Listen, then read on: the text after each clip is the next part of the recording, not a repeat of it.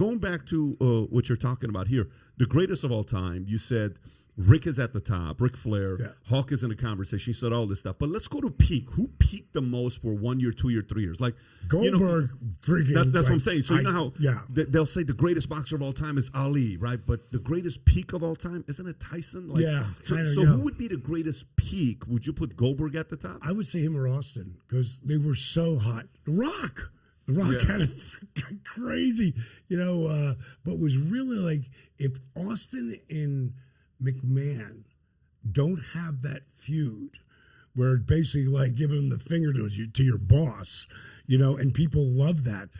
Like Steve changed the game. The NWO took it. Like you never would have thought WCW could have competed with WWE.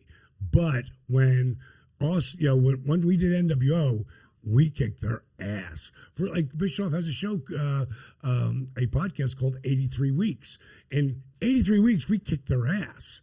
And then that whole Austin and McMahon thing happened, and it started to shift the tide again.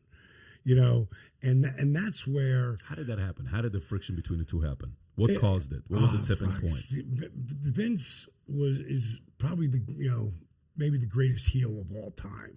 Because he fully commits, and he was not afraid to have Austin in this scenario shine him, and it was really it's just great television, and everybody wants to, not everybody, but many people want to knock their boss out. Not true over here. I love my boss. Don't put that in his head. When you say heel, this is someone who plays the villain. Yes. Right? Yes. And, walk us through that, because I assume most people want to be the hero. No. The Hogan, the good guy. No, you're saying most people want to play the heel? Pretty much every guy who starts wants to be the heel. Really? It's fun to be J.R. Ewing. It's fun. It's easy to get people to hate you. It's really hard to get people to love you. You've got to really be vulnerable. You've got to show something that they can identify with. For me, it was the underdog. Jim Ross called me the greatest overachiever of all time. And in my Hall of Fame speech, I said, to be an overachiever, you must first be an overbeliever. And it's so true.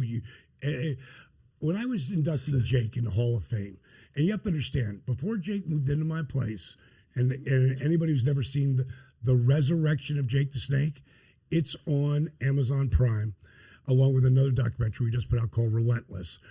But it's dark because it's addiction, but it will make you laugh.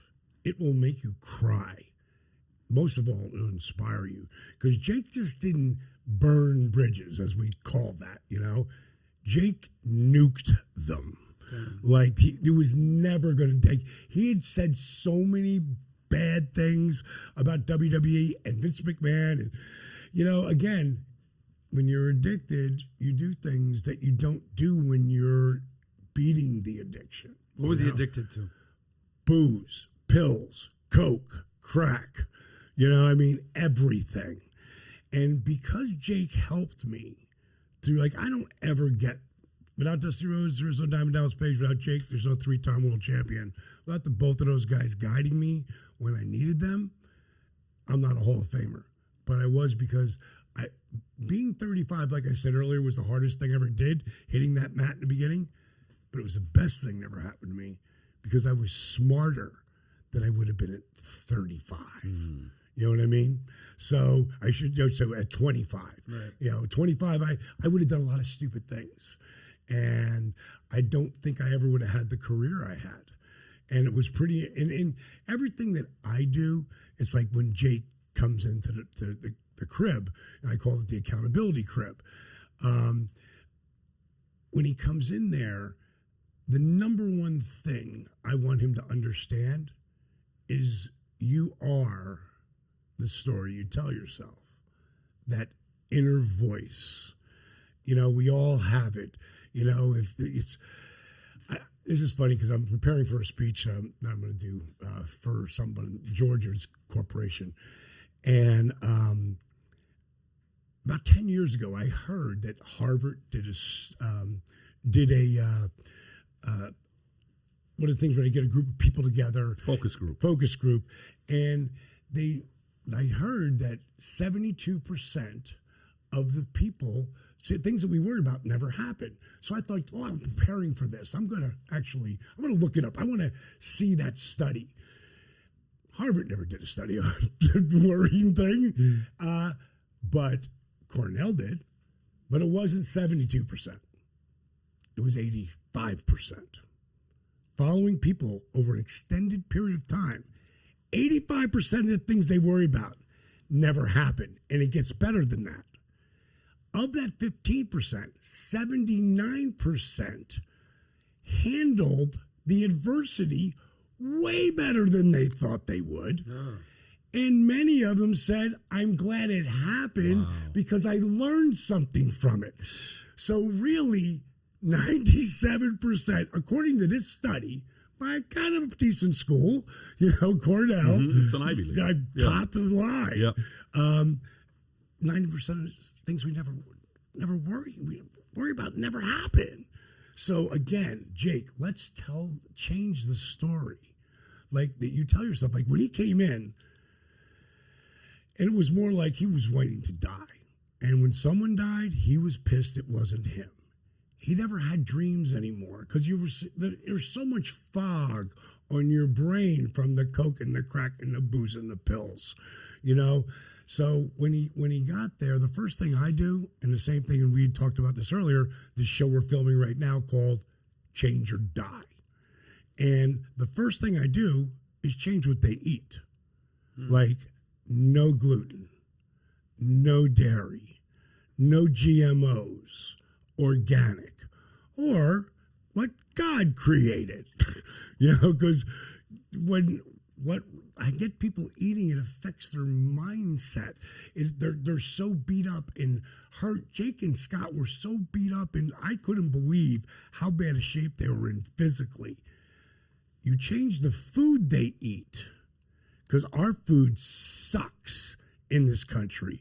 It's criminal what the lobbyists and the big corporations have done to our food. Just watch Food Inc., Genetic Neglect, or GMO OMG, and then you'll have a little bit of an insight. Now, these are all things I make people watch and things they have to do to be a part of what I'm doing. So Jake and those guys, so now they change what they eat, they already start feeling better. Now, my workouts, my DDP yoga, or I call it DDPY. Why? Because I want people to stop calling it just fucking yoga, because it's not.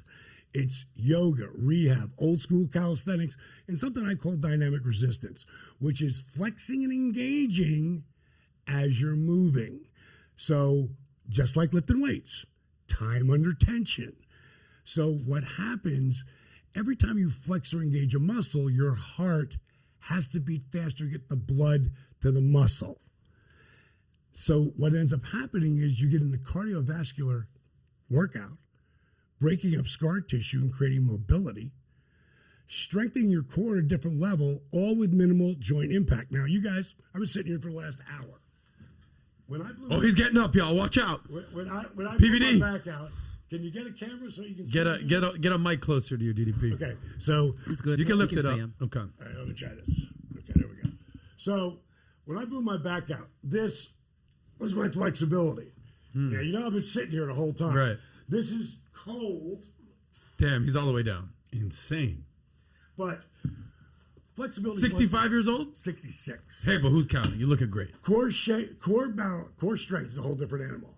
Being able to stand here and talk to you and grab either one of my feet and grab it and pull it over my head. Shit. Dude, that's and have ridiculous. a conversation with you at 6'4", 228 pounds of twisted steel and sex appeal. Let's go. And 66 years young. Your wife must love that move, whatever that was. My wife makes me look like I'm not pliable at all. She's amazing. And she's broken her back twice. I've heard. So my point is with the program, what happened to me when I was wrestling with Kevin Nash, and it was a tag match, And Kevin picked me up for the power bomb that he does. He's 6'10", legit. And he's throwing me, trying to get me to go flat. But when I hit, it wasn't that bump. It was the proverbial straw that broke the camel's back. I ruptured my L4 and L5. So God gave us this incredible spine, right? And in between are these amazing things called discs, but they're like shock absorbers. Well, take a jelly donut and do that. Now it becomes bone on bone. And I don't know how I did it. All I know is so much of this reaching and stretching and strengthening. I'm constantly creating traction because I'm trying to pull those bones off each other. I was told by 3 different spine specialists when this happened that I was never wrestle again. I just had signed the multi-million-dollar big deal, and I'd never gotten paid before that. So the money was a factor, but it was more the dream. I just got there. And now, I mean, I'm as high as you can be. I'm up there with everybody. According to Pro Wrestling Illustrated, 97 and 98, I'm number 4 in the world. Austin's 1, I'm 4. He's 35, he's 32, I'm 42. Crazy. So I'm in the conversation of the top 10 easily. And for me, I got to get back there. I just got to get back there because I got to prove you can do this. In less than 3 months, I'm that guy. In less than 3 months. In less than 3 months. But I didn't do it, 20 minutes a day. I started with 20 minutes a day, twice a day. And I was doing yoga in the beginning. In the first 3 weeks, I felt a significant difference. I was like, wow, this is really helping. Had to figure out modifications. All my workouts are surrounded around modifications. Like I said, bed flex starts off in bed. Chair force sits in a chair. Stand strong, holds on to the chair. So you can create balance again and strength and get up and get down. And it just helps you make it easier so you can get to that next spot of breaking up the scar tissue and creating the mobility. Like I said, less than 3 months, I'm back in the ring. At 42, they said my career's over. At 43, I'm the world champ. Now, understand, whether, and I put it like this, like world championship, that's our Oscar. Okay? U.S. title, Intercontinental, that's our Emmy. And so forth. Like it's like you're drawing, you're bringing people to the crowd. Like those belts, all these fans have them because it's like it's part of the nostalgia that goes with it. And it's, as far as my program, it's just for me in the beginning for years. And I started sharing it with some of my buddies. And in 2004, I said, I'm going to turn this into something. So me and my business partner, Dr. Craig Aaron, we wrote a book on it. We called it Yoga for Regular Guys. Back then, that's what I was calling it. And for years, I made a DVD series up, and it was just the workouts. And then I put together a whole program with the food and the inspirational part, and it still didn't go anywhere.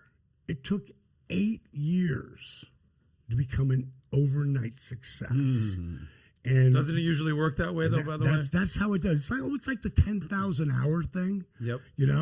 And in this scenario, Arthur Borman's video went viral. And this was a disabled vet that I'd helped who was 5'6", 297 pounds, couldn't walk without the knee braces, back braces, and the wraparound canes. He starts, every single person who got my program, it was just DVDs, I would send him an email. It was no auto send today. I do have auto send, but back then there was no auto send. You're sending it. I sent it. I cut, paste, put their name on it, sent it to them. And I said, I'm not trying to sell you anything. I want to thank you. I call people all the time who get my program. And I'll say, hey, is Jenny there? Yeah, I was speaking. I go, this is DDP. Who? I go, DDP, Diamond Dallas Page from DDP Yoga. You're calling me? I just Does this remind you of anything, Pat? Does this remind you? Pat does the same thing to valuetainers out there. It's the most entertaining part of what we do here. You get it. Yeah, That's it's a great people experience. freak out. Dude, that's great. People it's freak a great out. experience. Pat, let me ask you something while we're on this topic. You've always been a fit guy. Yeah. I mean, this guy was in the Army. He was a bodybuilder. I don't know if you got these pictures, but this guy's, I mean, he's in great shape. You guys are the same size pretty much. But lately, you've been working out more than ever. You're getting up at 6 a.m. and you're doing hardcore workouts. Yeah. I mean, he's telling you all the benefits. He's 66 years old. He's bending over. Like, how much better do you feel since you've changed your, physical workout regimen every morning in your life? Night and day. I mean, it's not even a question about what it does to your body. If I don't work out, I just don't feel better. It's very weird to display. If you look at that picture right there, look at that guy to the left. Look at that guy. I'm 6'1", 135 to the left. And then to the right, I'm in the Army. That's my Army barracks. On the bottom You're one. the Freaking kidding badass, me, dude. Click on that one. What about that? Yeah, if you this look guy's at the back, ripped. look at the pictures. It's all Flex magazine. It's all Angel Tevis. Go it's down a little bit. Vidali. This one, dude, Pat, are you kidding me, dude? No, that's Valley Total Fitness, Culver City in the basement. You were ready for the ring. you Hey, were brother, ready you for the listen ring. here right now. But to do what he just did at 66 years old, Yeah. I'm 43, to be able to do that in 23 years. Right. That's like pinnacle. The only thing I know what to do is to be 43 years old. I only know 43 and less than that. I have no clue what it is at 66. So that's just major After all props and respect, brother, for you to do what you're doing. The way you just stood up and did that. So you helped that man out. You helped a lot of different guys out to change their lifestyle with the drugs. You were talking about earlier when he said, Jake, I would look at him. He just said he didn't have another dream. Just there's no other dream that he was looking forward to. Every time somebody died, he was hoping it's him, right? Yeah. So you help shape that mindset of somebody like him to look forward to the dream. Is that kind of what you did? Well, he had a really, really, really, really, really dark childhood. And he carried that. And it probably helped him do some really great interviews later. But we were doing, when I moved Jake into my house, and then later Scott as well, everybody thought I was crazy. Like I was bringing addicts. Like everybody gave up on both of them. Kevin Nash didn't give up on Scott Hall. But besides that, everybody given up on both of those guys. And when Jake came in, I mean, we got interviewed by Deadline and, and Yahoo Sports and HBO Sports came. Like, everyone was like, they were so blown away by the story. And I didn't look at it as bringing an addict into my house. I look at it as bringing it to my brother, who literally, and both of those guys were very instrumental in my career, having the career I had. And Jake would, when he'd get on his thing, he'd start talking about this dark shit again. And I looked at the guy and I said, can you hold on a second? I just want to talk to him for a minute. And I pulled him in the next room. I said, bro, I get you have this past, but if you keep holding on to this past, we're never going to get by that. I go, what about all the amazing things? You have 8 kids, and right now, 4 of them are talking to you again. That's a big deal, right? He goes, of course it is. I go, yeah. Nobody would book you for more than $500. At the time, he was making like $2,500. I go, you're up 5 times in your booking fee because people know they can count on you. What about all the amazing things that are happening in your life? And he's just started changing it then. He would walk up to people because he's doing my program, right? And he's feeling so much better. And in the beginning, he's got to use a chair. He's got to use this. He's got to use that. All of a sudden, he doesn't use any of that. And he's so much stronger, has so much more confidence. That's the number one thing that DDPY builds. Confidence. Because people can't do that in the beginning, bringing a foot over their head. But then they can. If you enjoyed this short clip, click over here to watch another short clip. And if you want to watch the entire episode, the entire podcast, click here.